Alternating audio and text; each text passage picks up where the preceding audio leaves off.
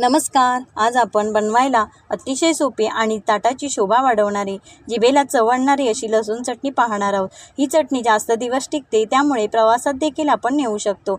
लसूण चटणी बनवण्यासाठी इथे मी अर्धी वाटी शेंगदाणे साल निघेपर्यंत परतवून, नंतर त्यामध्ये 10-12 लसूण डाग येईपर्यंत परतवून घेतले.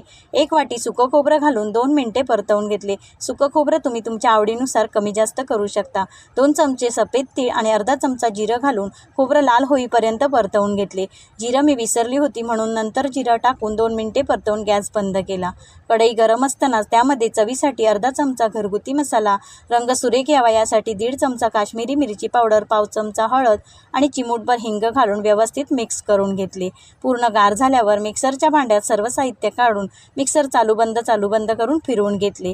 चवीपुरते मीठ घालून परत एकदा फिरवून तयार आहे चवदार अशी लसूण चटणी. तुम्ही पण नक्की करून बघा आणि चॅनलला सबस्क्राईब करा. धन्यवाद.